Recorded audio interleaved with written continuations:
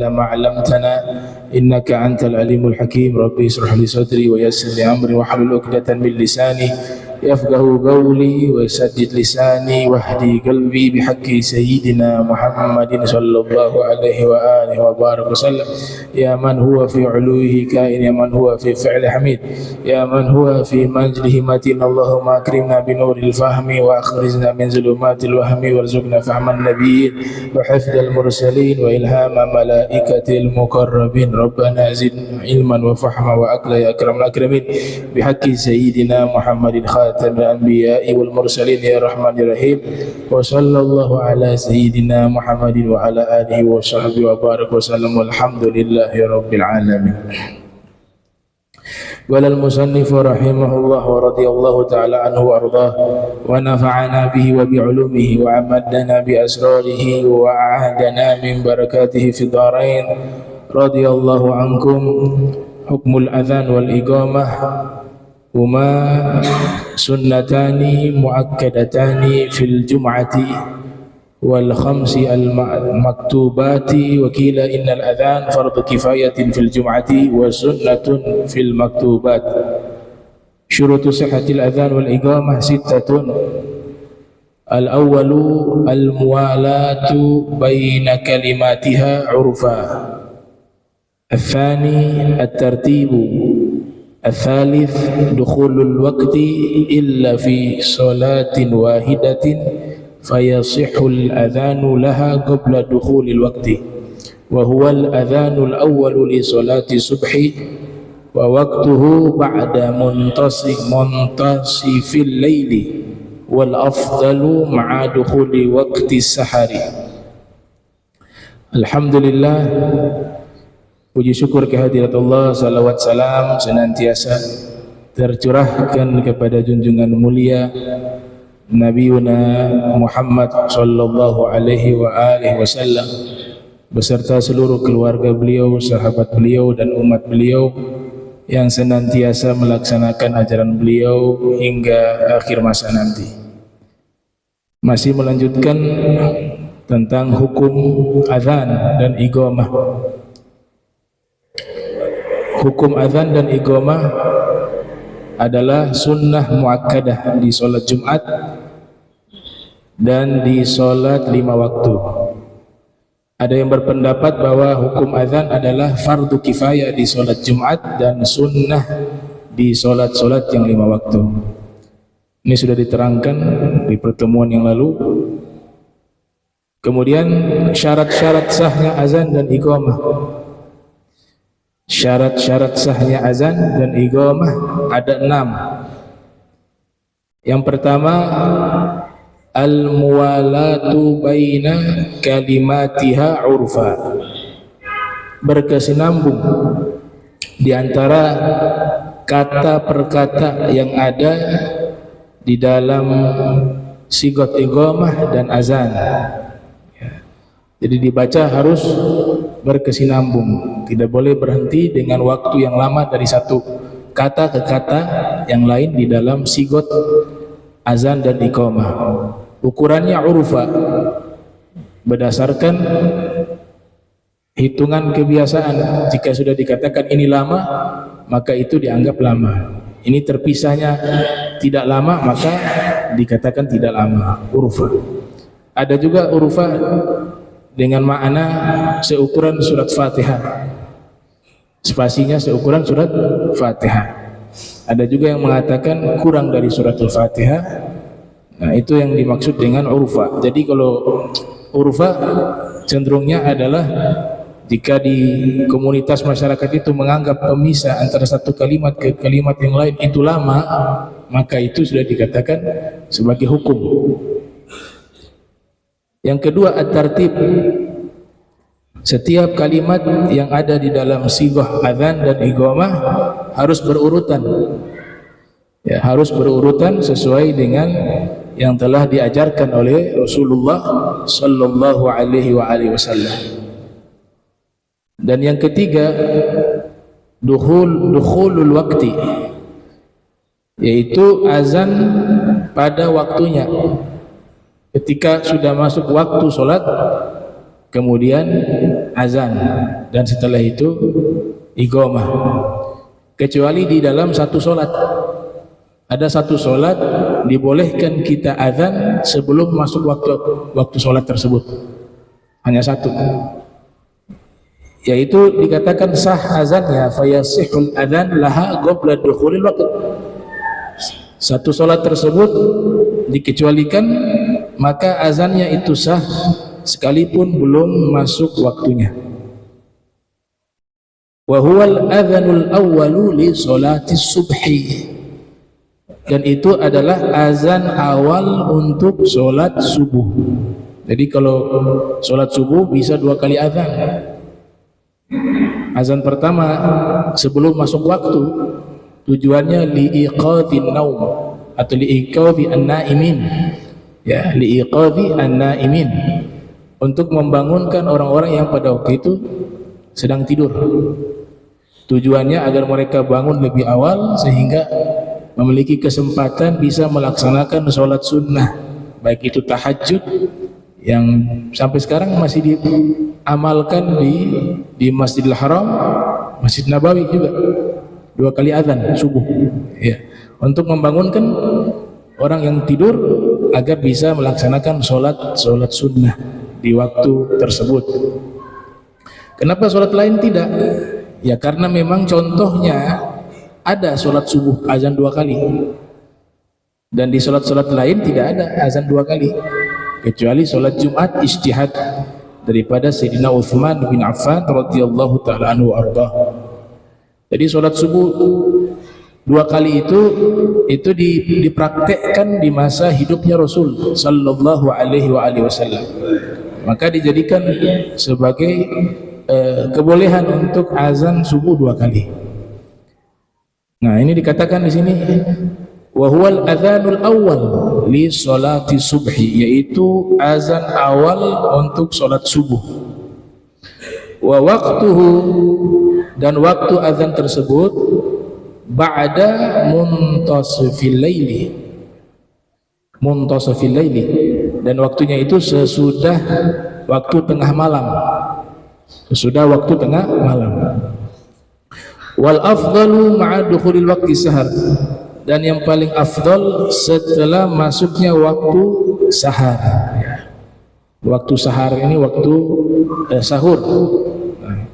Di masa Rasul sallallahu alaihi wasallam itu diberikan tugas azan subuh 2 sahabat. Yang pertama Sayyiduna Bilal. Ya, Sayyiduna Bilal memang muadzin di Masjid Nabi sallallahu alaihi wasallam.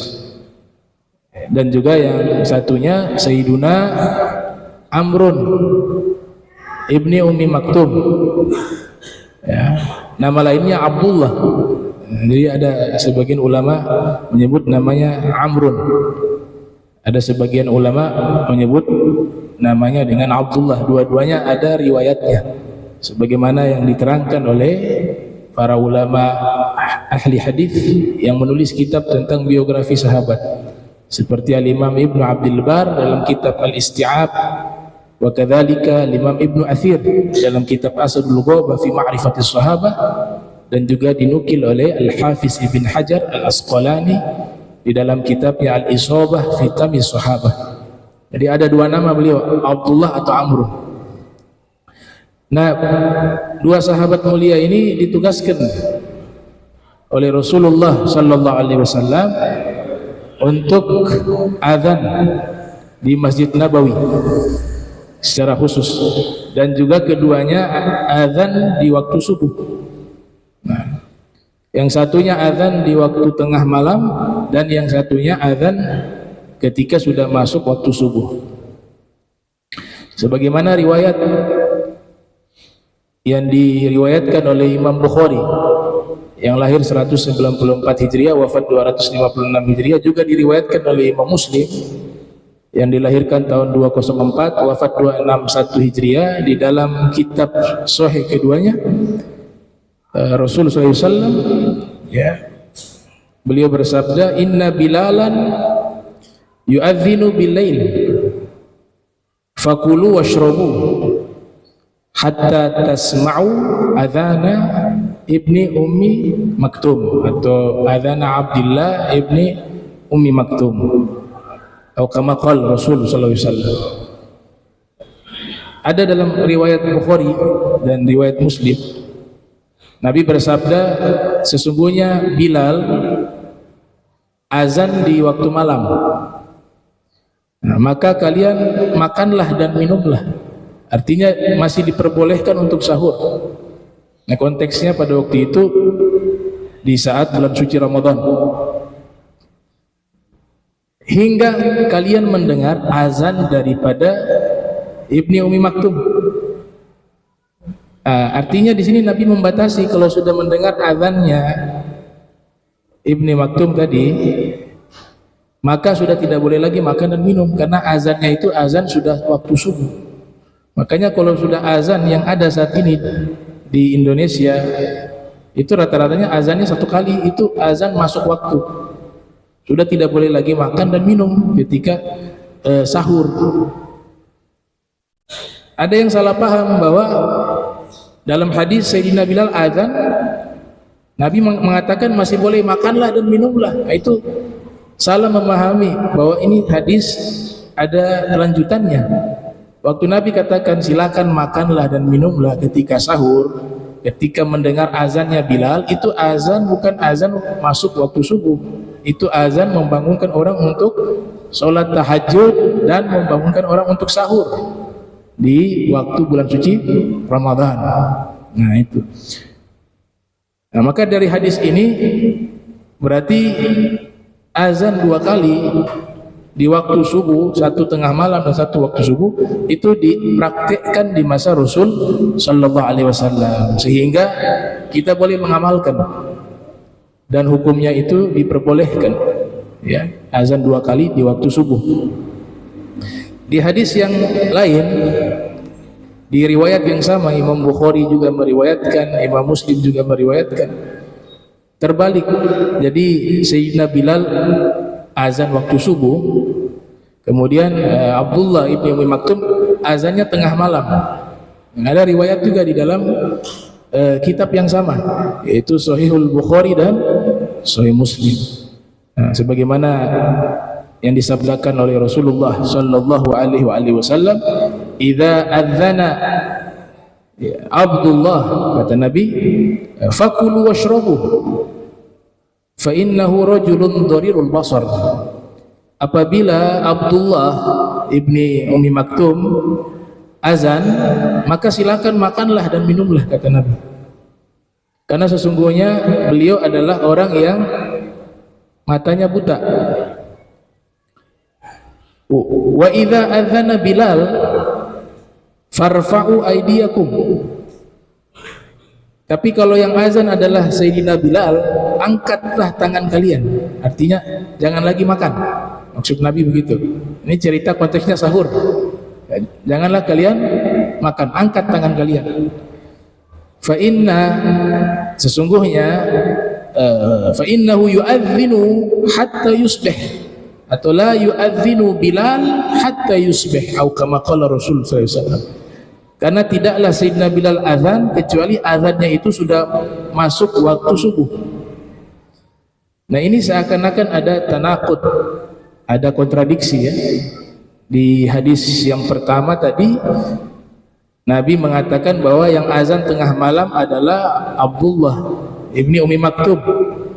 Kemudian Sayyidina Bilal azan di tengah malam yang pertama. Kemudian Abdullah ibni Maktum azan di waktu masuk subuh. Di riwayat yang kedua terbalik, ya, Abdullah ibni Maktum yang azan tengah malam, Sayyidina Bilal yang azan di waktu subuh.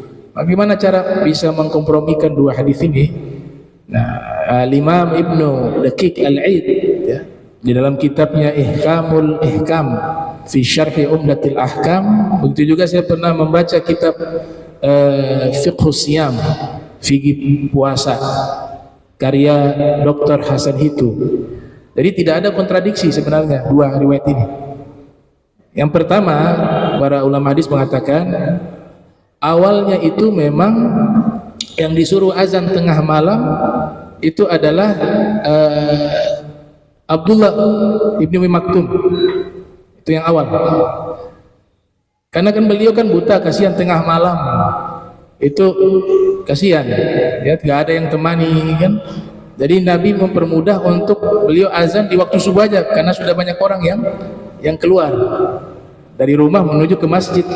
Nah, awal-awalnya Abdullah bin Maktum ini azan tengah malam.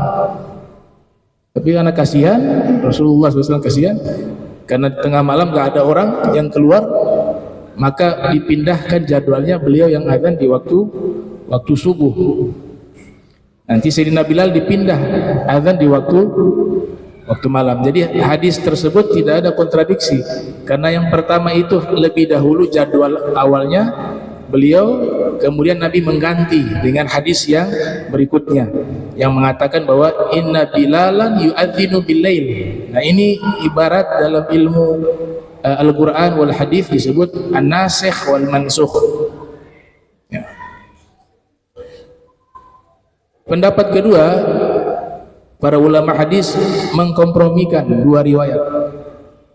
Jadi dua riwayat ini dikompromikan, dihubungkan, tidak dinasikh dan mansukh, ya, sebagaimana yang dikatakan oleh Imam Nawawi, idza ta'aradat riwayatani fasunnah al-jam'u bainahuma. Kalau ada dua riwayat hadis yang sama kuat derajatnya dan maknanya seakan-akan kontradiksi, berlawanan satu dengan lainnya, maka metodenya adalah mengselaraskan dua makna tersebut. Sehingga kalau dua riwayat ini digabungkan, artinya kadang-kadang yang azan tengah malam itu adalah Sayyidina Bilal, tapi ada momentum tertentu diganti oleh Abdullah bin Umi Maktum. Nah, ini namanya menggabungkan dua riwayat, sehingga tidak ada kontradiksi dalam hadis Rasul sallallahu alaihi wasallam. Dan tidak mungkin Nabi itu tidak konsisten dengan apa yang beliau sabdakan, itu berbahaya. Ya, tidak ada yang Nabi sabdakan itu bertabrakan satu hadis dengan hadis yang lainnya, itu tidak mungkin. Ya. Sehingga para ulama mereka membuat satu ilmu khusus, namanya ilmu yang membahas tentang perbedaan hadis atau kontradiksi antara satu hadis dengan hadis yang lain. Ternyata ketika diterangkan tidak kontradiksi, imma dia nasikh wal mansukh, atau mungkin maknanya bisa diselaraskan. Itu. Nah, ini tentang azan di waktu subuh. Al-Imam Ibnu Daqiq Al-Id, beliau menganalisa riwayat tersebut. Beliau simpulkan dari hadis tadi yang diriwayatkan oleh Imam Bukhari dan Muslim, maka bisa disimpulkan beberapa hikmah. Yang pertama, dibolehkan orang yang buta sebagai muadzin. Ya. Karena Ibnu Umi Maktum adalah seorang yang buta dan diizinkan oleh Nabi Muhammad SAW mengembang tugas sebagai muadzin di masjidnya beliau. Yang kedua, bahwa azan sebelum waktu dibolehkan di waktu subuh, sebagaimana dipraktikkan oleh beliau atau dipraktikkan oleh Sayyidina Bilal ibn Rabah. Kemudian yang ketiga, bahwa pilihlah muadzin yang istiqomah, yang bisa menjaga waktu sholat. Jangan yang air naik air turun, ya. Kalau orang terlatih bilang lagi-lagi semangat ya, sekali gak semangat 1 bulan baru muncul. Cari yang istiqomah, ya. Ini banyak yang gagal dari segala aspek karena gak istiqomah, gak sabar. Itu. Nah, orang yang berhasil biasanya mereka istiqomah, konsisten. Kemudian hikmah berikut, bahwa hukum azan ini kata Imam Ahmad dari riwayat tersebut itu wajib menurut Imam Ahmad. Kenapa? Karena selama Sayyidina Bilal ada dan juga Ibnu Umi Maktum, mereka tidak pernah meninggalkan azan selama mereka hidup sampai meninggal dunia. Ya, berbeda dengan mazhab Syafi'i tadi hukumnya, ya, sunnah muakkadah. Ada pendapat lain mengatakan fardu kifayah salat Jumat, sunnah muakkadah di salat 5 waktu. Mazhab Hambali wajib azan berdasarkan hadis tersebut, karena sudah diteliti oleh Imam Ahmad bahwa Sayyidina Bilal dan juga Ibnu Umi Maktum tidak pernah meninggalkan azan selama mereka hidup. Sayyidina Bilal pindah nanti ke Syam, ya. Diganti oleh siapa nanti? Setelah meninggalnya dua muadzin Nabi SAW, Sayyidina Bilal meninggal, kemudian Ibnu Umi Maktum juga meninggal, diganti oleh muadzin yang ada di Masjid Quba, ya, bernama Ais bin Sa'ad, ya, Al-Qaraj, ya. Ais bin Sa'ad atau Sa'ad bin Ais, ya, saya lupa namanya itu, muadzin di Masjid Quba itu yang nanti menggantikan posisi azan Sayyidina Bilal di Masjid Nabawi. Nah, ini jelas bahwa dibolehkan azan sebelum masuk waktu sholat, itu di azan subuh, ya. Kemudian yang berikut, wa ammal adzan al-awwal li sholatil jum'ah fa fihi khilafun wal mu'tamadu ay yakuna ba'da dukhulil waqti ay ba'da zawali. Adapun azan di awal untuk sholat Jumat, maka dalam hal ini terjadi khilaf, terjadi perbedaan pendapat. Jadi azan dua kali juga kan di Jumat, ya. Itu di masa khilafah Sayyidina Utsman bin Affan radhiyallahu taala anhu arda. Nah, azannya juga sebelum waktu tuh. Azan pertama itu sebenarnya sebelum waktu. Azan pertama itu sebelum waktu, untuk memanggil agar orang itu semuanya segera datang ke masjid untuk persiapan mau melaksanakan sholat Jumat. Jadi kita harus tahu bahwa azan pertama itulah azan yang pertama kali diadakan di masa khilafah Sayyidina Utsman. Dan azan tersebut azan di luar waktu, belum masuk waktu sholat Jumat, tapi sudah dipanggil, ya, ibarat kata dipanggil untuk jamaah bisa hadir segera. Karena di masa beliau itu umat Islam sudah jumlahnya sangat banyak, membludak, sehingga kadang-kadang kalau langsung azan lain gak keburu hadir, maka mereka beristihad. Nah, tapi istihadnya Sayyidina Utsman bukan beliau sendiri, dengan beberapa orang juga sahabat dan juga ahli bait, dan memang sudah diberikan jaminan oleh Nabi, alaikum bi sunnati wa sunnati khulafair rasyidin al-mahdiyyin addu 'alaiha binawajis. Ya, Nabi sudah berikan jaminan bahwa ikutilah sunnahku dan sunnah para al-khulafair rasyidin. Nah, jadi mereka ketika membuat satu kesepakatan, itu juga bagian dari sunnahnya Rasul sallallahu alaihi wasallam. Kok bisa jadi sunnahnya Rasul? Kata Abu Yazid Muhammad bin Alwi al-Maliki al-Hasani, beliau mengatakan sesungguhnya bukan sunnahnya Khulafaur Rasyidin, karena sunnah itu hanya nisbat kepada Nabi.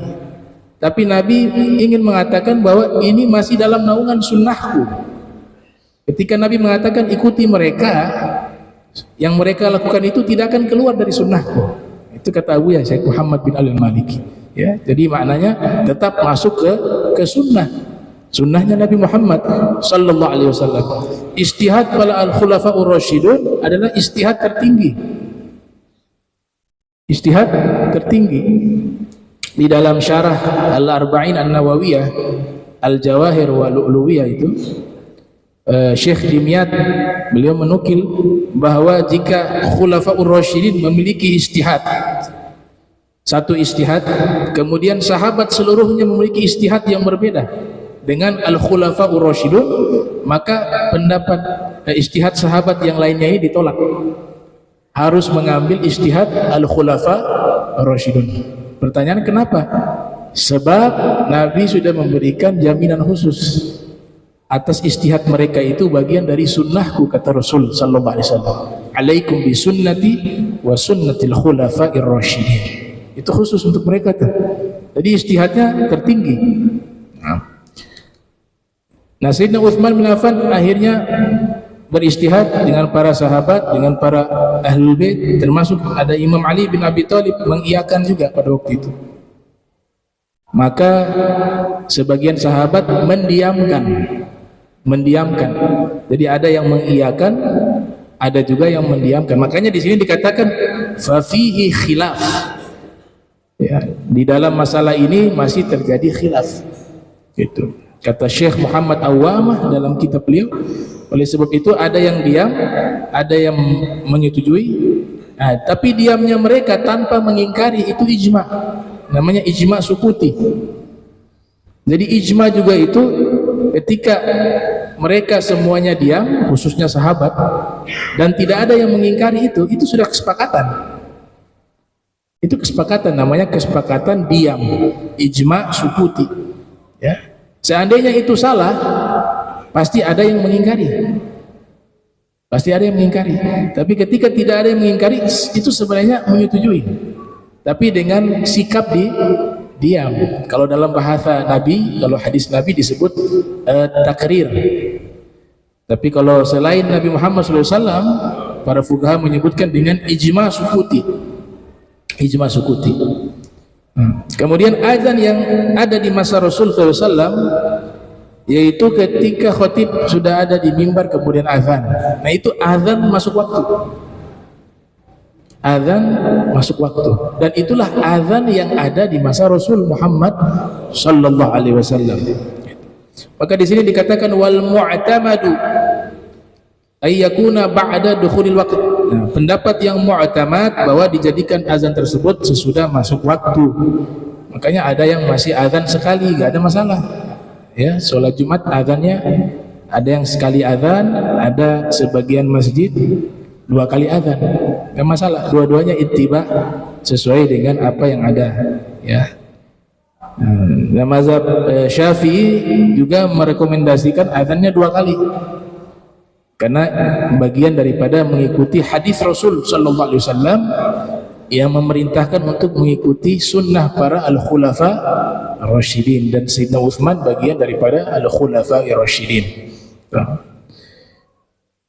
Al-mu'tamad, ini istilah dalam mazhab Syafi'i, al-mu'tamad ar-ra'yu ar-rajih. Al-mu'tamad artinya pendapat yang kuat. Setiap ada kata al-mu'tamad, ada kata al-mu'tamad dalam terminologi mazhab Syafi'i, itu artinya pendapat ini ada perbedaan, ada khilaf. Akan tetapi pendapat ini yang dikuatkan, itu namanya al-mu'tamad, ya. Huwa ra'yu alladhi yurajjihuhu ahlul ilmi fil madhab, yaitu pendapat yang dikuatkan oleh ahli ilmu di dalam madhab. Yang dimaksud madhab Syafi'i. Sama halnya misalnya ijma', ada ittifaq ulama, ada ijma' ulama. Ittifaqul ulama artinya kesepakatan di mazhab tertentu, disebut ittifaqul ulama. Tapi jika disebut ijma' ulama dengan kata ijma', itu artinya kesepakatan lintas mazhab. Lintas mazhab. Baik. Syarat yang keempat, kaunuhuma min wahid. Ya, yang keempat ar-rabi'. Nah, yang keempat kaunuhuma min wahid, adanya azan dan iqamah dilakukan oleh satu orang. Kesunnahnya itu yang azan, itu yang iqamah. Nah, sunnahnya yang azan, itu yang iqamah. Ada beberapa masjid di Cirebon, di Mataram, bahkan di Ternate, di Masjid Sultan itu kan yang azan 4 orang kalau di sini. Ini kalau nggak salah ya. Nama masjidnya Sigi Lamo. Sigi itu masjid ya, bahasa Ternate ya. Nah, Sigi Lamo itu setiap Jumat, sholat Jumat itu azannya 4 orang. Kalau di Cirebon 7 orang. Di Masjid Cirebon ya, dari zamannya Sunan Gunung Jati sampai hari ini yang azan 7 orang. Di Mataram juga 7 orang. Kalau di sini setahu saya itu sejarahnya kenapa muadzin 4 orang, itu ada yang berpendapat, ada ahli lah ya. Ia mengatakan karena pada waktu itu masjid yang ada di sekitar itu masjid adat 4.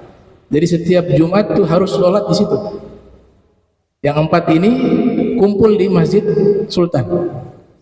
Nah, maka perwakilan dari masjid adat tersebut Ada yang di Ngade itu apa? Sigi apa? Sigi Heku. Terus Sigi apa lagi? Sigi Cin, Makassar. Terus ada Langgar Kolang Cucu. Ada Langgar Kolang Cucu juga. Ada 4 ini dah.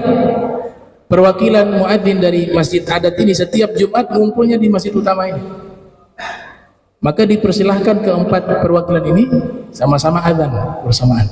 Ada 4. Filosofi kedua itu mengikuti juga dengan bagaimana struktur masjid itu 4 susun.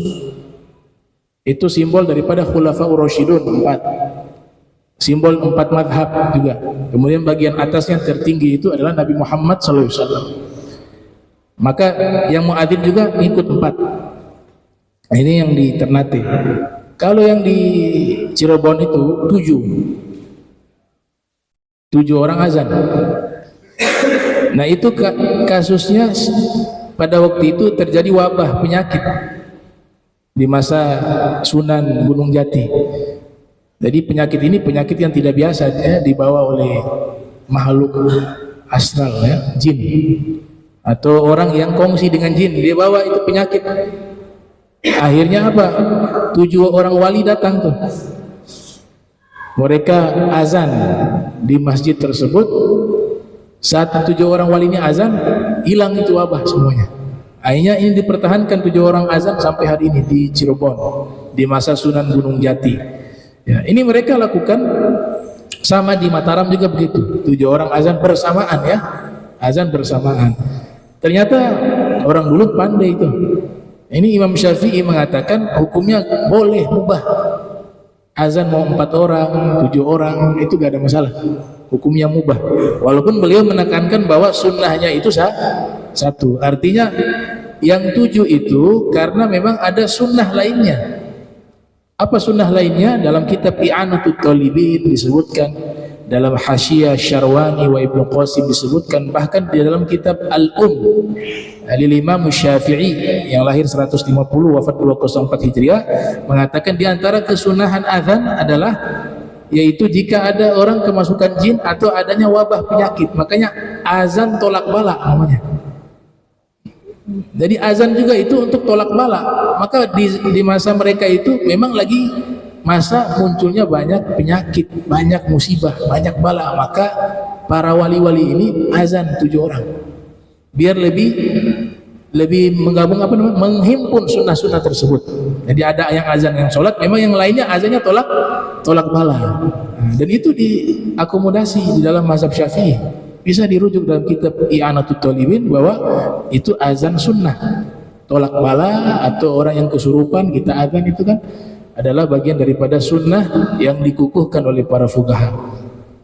Baik. Al-khamis, yang kelima, ayyakuna bil arabiyah.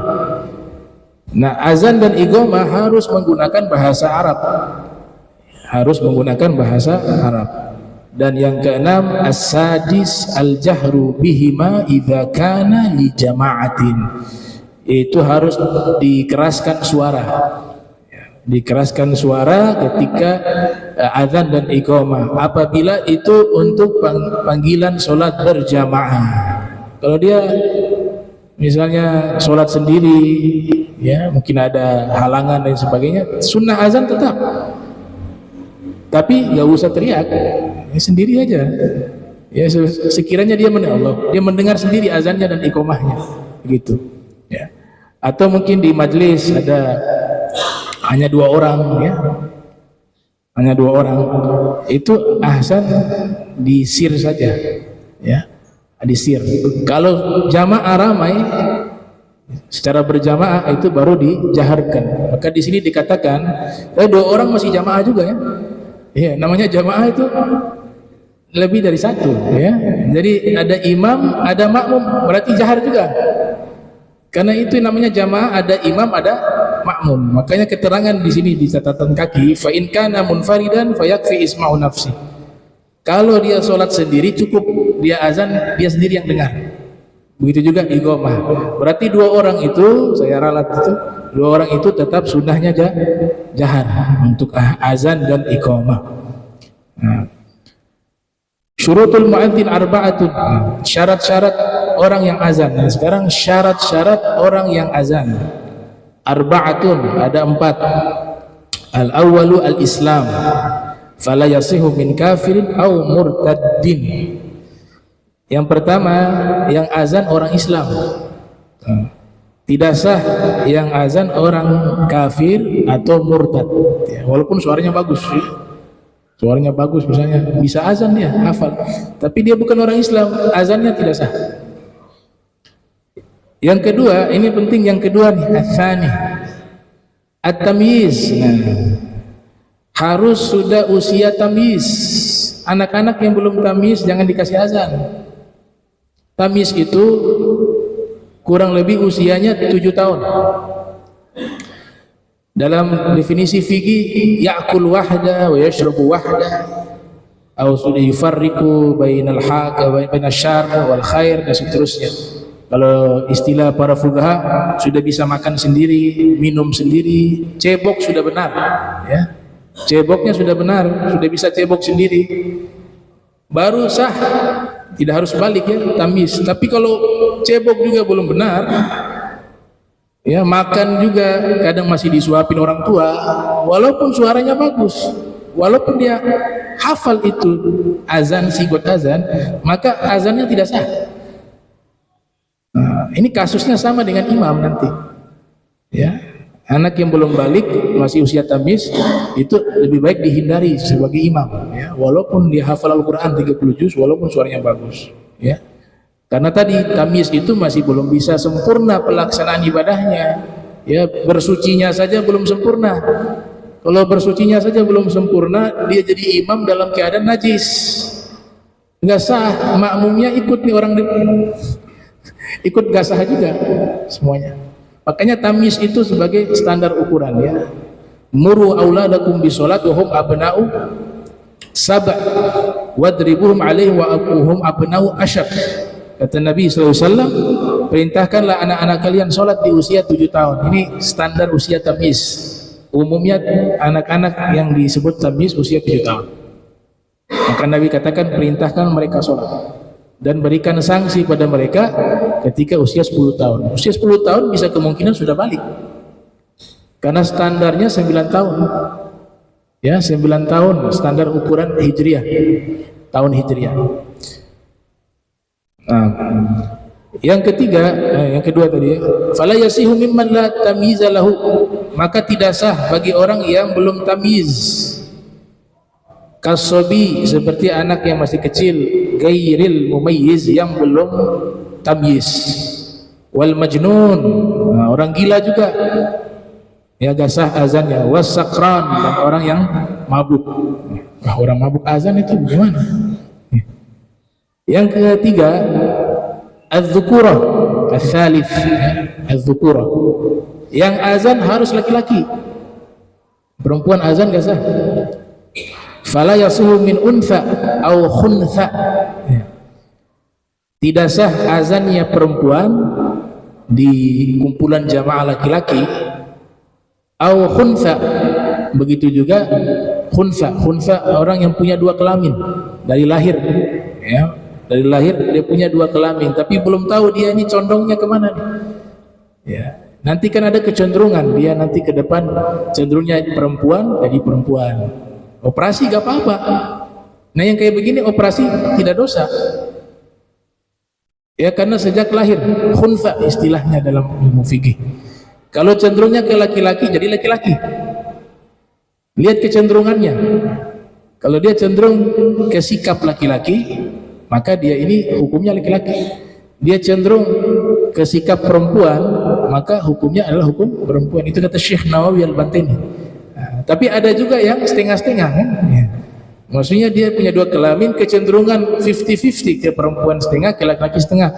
Maka yang semacam ini itu gak boleh azan. Nanti tunggu ke depan, gitu. Tidak boleh azan, tidak boleh imam, ya. Imam kepada siapa? Kepada laki-laki. Tapi kalau dia imam kepada perempuan boleh. Kenapa? Karena sekalipun nanti ke depan dia jadi perempuan, sah tetap, itu ya. Karena makmumnya perempuan.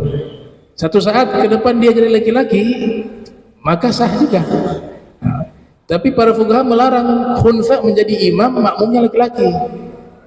Kenapa? Karena kecenderungan ke depan ternyata dia itu perempuan, berarti makmumnya itu tidak sah karena imamnya perempuan. Ya itu. Tapi kalau dia menjadi imam, makmumnya perempuan, maka masih sah.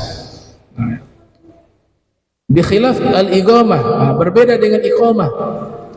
Kalau qomat boleh, ya. Khunfa boleh, perempuan boleh, tapi di sini dikatakan fatusannu minhuma li nafsihima, tapi disunnahkan ini kepada golongan mereka. Misalnya di masjid itu khunfa semuanya, sunnah dia iqamah, atau perempuan semuanya, maka perempuan tersebut boleh iqamah. Ya. Auli jama'atin nisa, atau dia juga khunsa juga boleh, perempuan juga boleh jika itu untuk jamaah perempuan, li jama'atin nisa. Ini keterangannya ada nih. Ya ana adzan yustahab istima' falau jawaznahu lil mar'a la adda ila an yu'ammir rajul bi istima'i ma yakhsha minhu al fitnah. Nah, yang kesimpulannya kalau perempuan itu ada baiknya dia kalau azan sekalipun di sini, qomat sekalipun, itu jangan mengeraskan suara berlebihan, ya, karena suara mereka itu tetap dihukumi sebagai fitnah. Kemudian yang kelima, yang keempat, ar-rabi' ayyakuna 'arifan bidukhulil waqti likai yaqaul adzan mauqi'ahu. Yang keempat adalah dia mengetahui masuknya waktu, yaitu muadzin harus tahu masuknya waktu, agar supaya azannya itu dilakukan pada waktunya. Nah itu.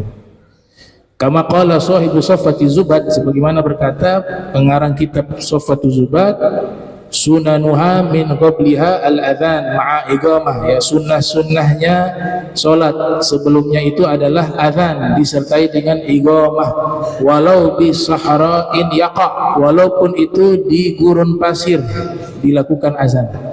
Ini lagi di gurun pasir, lagi safar, waktu sholat berjamaah azan tetap sunnah. Itu. Ya, Al-Habib Umar di pesawat, waktu masuk subuh, di atas pesawat lagi terbang, pas waktu subuh azan, Allahu Akbar, Allah, dalam pesawat, sholat tetap, azan tetap. Itu. Sunnah, ya. Beliau memegang sunnah, hukum sunnah dan sunnah Rasul SAW. Kemudian syartuhuma al-wila, syarat azan dan iqamah al-wila, berkesinambung, wa tartibun zahar, dan berurutan secara jelas, wa fi muadzinin mumayyizin, kemudian yang azan harus sudah tamyiz, zakar, laki-laki, aslam, seorang muslim, orang yang sudah Islam, wal muadzini al murattabi, dan orang yang azan yang diberi gaji, boleh muadzin diberi gaji. Ini dalam Saffatu Zubat, al muadzini murattabi. Nah, orang yang tukang azan atau orang yang azan yang telah diberikan gaji, syaratnya harus mengetahui waktu sholat. Dia harus memperhatikan waktu sholat ini kapan. La muhtasib, tapi kalau yang nggak digaji, nggak disyaratkan harus mengetahui waktu. Ya, artinya dia tetap harus dengan waktunya, tapi ditekankan yang gaji ini harus perhatian khusus, ya, dengan waktu-waktu sholat. Gitu. Ada tambahan sedikit di sini. Nah, sekarang ini kan ada lomba juga, lomba azan, ya. Lomba macam-macam lah, lomba azan, lomba ceramah, lomba baca Al-Quran, musabaqatu tilawatil Quran. Nah, ini hukumnya bagaimana ini? Perlombaan.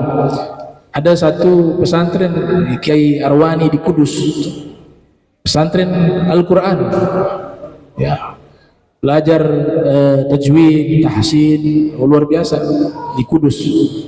Kemudian hafal Al-Quran. Itu syarat masuk pesantren tersebut itu apa? Nggak boleh ikut lomba. Kalau sudah pintar, nggak boleh ikut lomba. Bukan berarti beliau mengharamkan, tidak. Artinya apa? Pendiri pesantren ini mendidik santri-santrinya untuk ikhlas.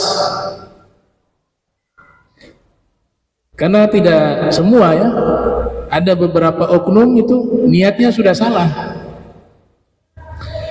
Itu lomba ceramah niatnya biar terkenal, masuk televisi. Tidak semua, ada beberapa orang. Saya dulu pernah diajak tuh sama kawan saya lulusan Libya. Dia sekarang menjadi presenter di stasiun televisi di Jakarta. Ya, itu sama saya terus di kampus Hasifiyah. Waktu itu ikut lomba di satu stasiun televisi, lomba ceramah. Saya diajak. Saya lihat persyaratan begini-begini, terus sebelumnya lomba itu sudah pernah diadakan. Saya nonton deh lombanya. Wah, nggak jadi. Saya bilang, kalau saya nggak. Untuk saya pribadi saya nggak memenuhi syarat deh, nggak cocok sama saya. Ya, antum silakan itu, udah ikut.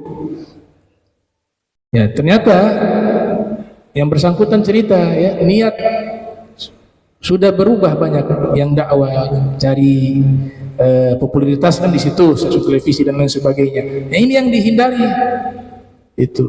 Kemudian nanti disanjung kalau ceramahnya bagus. Ya, kemudian nanti diatur kalau bicaranya harus begini, harus begitu. Akhirnya sudah menjadi satu hiburan. Ya. Yang dilihat pasar, selera pasar. Maka ikutilah itu. Nah, ini yang akhirnya apa yang dijaga oleh para ulama-ulama yang melarang ya, bukan berarti haram. Mungkin ada juga banyak yang untuk mensyiarkan. Bagus kalau lomba azan anak-anak jadi semangat mensiarkan syiar agama, ya mereka jadi semangat, bagus anak-anak. Ya, tapi di satu sisi juga harus menata niat, harus ada adab. Kadang campur aduk, acaranya acara agama, lomba agama, nanti dicampur dengan satu kegiatan yang bertentangan dengan hukum agama. Ya, ada lomba baca kitab nih, lomba baca kitab kuning, tapi nanti dibungkus juga, dicampur dengan acara konser musik yang nanti laki perempuan joget di depan. Nah, ini semacam lomba semacam ini mudaratnya besar, mendingan gak usah diikutin itu. Makanya Kiai Syarwani yang punya pesantren di Kudus itu, syarat masuk pesantren beliau sudah meninggal lama, tapi diteruskan oleh keluarga beliau, itu gak boleh ikut lomba baru bisa masuk ya. Nah, itu musabaqatul tilawatil Quran. Tapi secara umum bisyaklil am boleh ya, untuk mensyiarkan ya dengan syarat-syarat tadi begitu. Ya, kemudian lomba baca Al-Quran ini kan juga berkaitan sama dengan azan. Yang dilihat juga adalah bacaan dan suara yang bagus. Nah, itu tuntunan dari Nabi kita Muhammad SAW. Zainul Quran bi aswatikum, hiasilah bacaan Al-Quran dengan suara-suara kalian yang indah, kata Rasul sallallahu alaihi wasallam. Hadis riwayat Imam Ahmad, riwayat Imam An-Nasai, riwayat Imam Ibn Majah, riwayat Imam Abu Daud. Nah, sehingga kadang-kadang dipuji. Kalau suara bagus, kalau gak bisa menata hati bahaya juga. Ya, niatnya ingin apa? Dapat pujian. Ini berlaku bukan hanya lomba baca Al-Quran, semua lomba yang berkaitan dengan agama masuk ke dalam bab ini. Lomba ceramah, ya. Gimana ceramah saya bagus tadi tuh? Bagus ya? Orang menangis semua tadi. Ya. Ini berbahaya, merusak amalnya. Gimana suara saya bagus baca Al-Quran? Gitu. Artinya jaga itu hati, jangan sampai masuk kepada i'jabun nafs, membanggakan amal, membanggakan diri. Itu ada sunnah yang memang sudah jarang dikerjakan ya. Ini para ulama, para kaum solihin, mereka amalkan ini amal ini. Kalau ada orang memuji kita disunnahkan membaca doa, kan jarang diamalkan. Doanya bagus sekali kalau ada orang memuji kita, dan memang pujian itu sesuai ya, artinya yang dia puji ya memang begitu. Ya, tidak berlebihan. Memang seperti itulah dia memuji sesuatu yang sesuai dengan apa yang dipuji. Maka baca doa alhamdulillahilladzi azharal jamil wa sataral qabih. Ya, segala puji bagi Allah yang sudah menampakkan keindahan dan menutup keburukan. Artinya kita semua ini punya aib. Kalau seandainya Allah buka aib kita, gak ada yang muji kita. Hatta diri kita sendiri malu memuji diri sendiri. Makanya dibaca doa ini ketika ada yang memuji, itu yang pujiannya memang berhak untuk kita dapatkan. Kita baca doa tersebut, alhamdulillahilladzi adharal jamila wa sataral qabih. Tuh. Nah, orang beriman itu disebut idza mudihal mu'minu fi wajhihi rabal imanu fi qalbihi. Nah, orang beriman kalau dipuji di hadapannya, keimanannya bertambah. Karena dia punya malu. Ya, ini Abu Hanifah itu, Imam Abu Hanifah. Sholat tahajud itu gak seluruh malam, tapi tengah malam saja itu, habis itu tidur. Tapi tahajud, istiqomah. Tapi yang tersebar di masyarakat, rumor yang berkembang di masyarakat luar biasa Imam Abu Hanifah. Ya, beliau sholat tahajud sepanjang malam sampai subuh. Padahal Imam Abu Hanifah waktu itu sholat malamnya hanya sepertiga malam saja. Habis sholat itu tidur lagi, tunggu waktu dekat subuh bangun lagi gitu.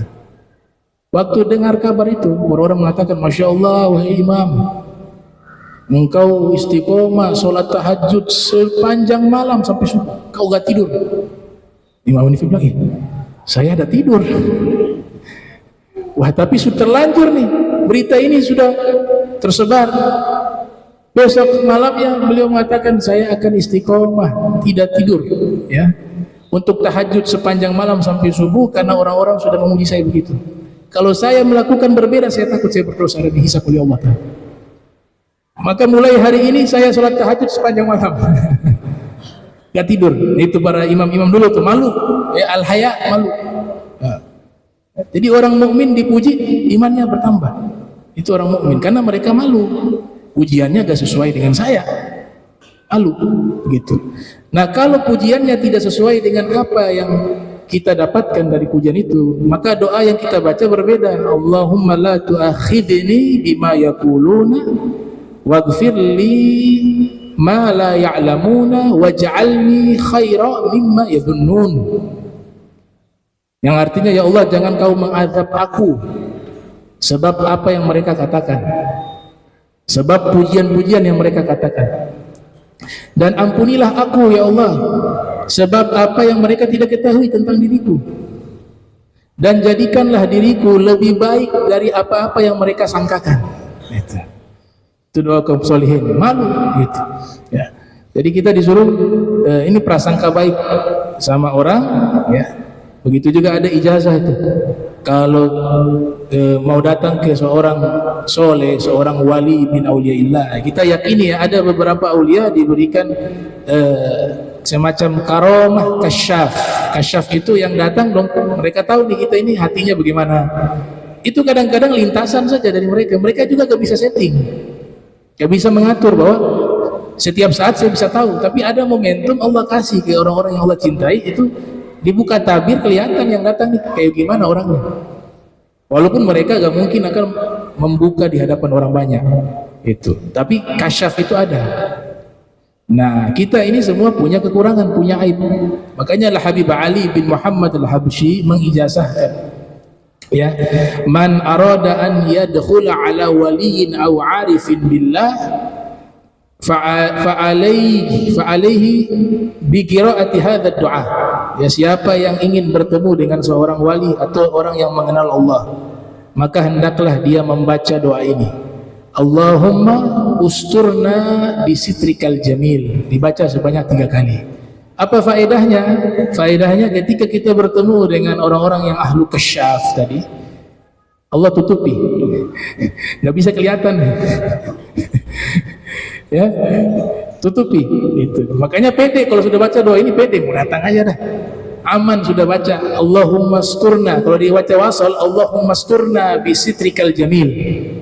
Ya, kalau dibaca wasal, Allahumma asturna bisitrikal jamil. Kalau dibaca secara qat'i, ya, terputus itu Allahumma usturna bisitrikal jamil gitu. Jadi Ibnu Qayyim punya ungkapan luar biasa. Ini terakhir saya tutup. Ibnu Qayyim al-Jauziyah, beliau mengatakan begini, i'lam anna nasa a'jibu bika fa innama a'jibu bi jamili sitrillahi alaika. Beliau mengatakan bahwa ketahuilah, semua manusia yang mereka takjub kepada dirimu, yang mereka memuji dirimu, menyanjung dirimu, sesungguhnya mereka itu sedang memuji tabir pelindung Allah yang indah. Karena Allah menutup aibmu, makanya mereka memujimu. Jadi hakikatnya mereka bukan memuji dirimu, tapi mereka sedang memuji adalah penutupnya Allah Subhanahu wa taala. Tabir penutupnya Allah Subhanahu wa taala. Nah itu mudah-mudahan ya kita diberikan sitrikul jamil, ya, sitrul jamil, penutup yang indah dari Allah Subhanahu wa taala, dan ditutup hidup kita wafat dalam keadaan yang indah dan bertemu dengan Allah taala dalam keadaan indah, berjumpa dengan Rasul SAW dalam keadaan indah. Amin ya rabbal alamin. Bismillahirrahmanirrahim. Alhamdulillahirabbil alamin. Allahumma shalli wa sallim ala sayyidina Muhammad. Allahumma ij'al jam'ana hadza jam'an marhuma wa tafarraqna min ba'dihi tafarrukan ma'zuma wa la tajal minna wa la minna syaqiyya wa la mahruma. Subhanaka bihamdika asyhadu an astaghfiruka wa atubu ilaik. Wa sallallahu sayyidina Muhammadin wa ala alihi wa sahbihi wa baraka wasallam. Wa lakum minkum wassalamu alaikum warahmatullahi wabarakatuh. Muhammad sallallahu alaihi wasallam.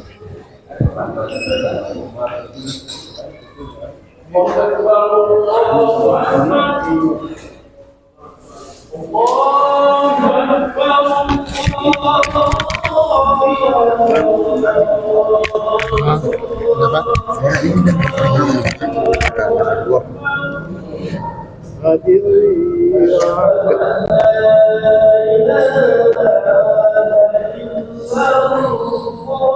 Apa itu? Oh, di kamar kan? Bilang penyanyi kamar mandi itu.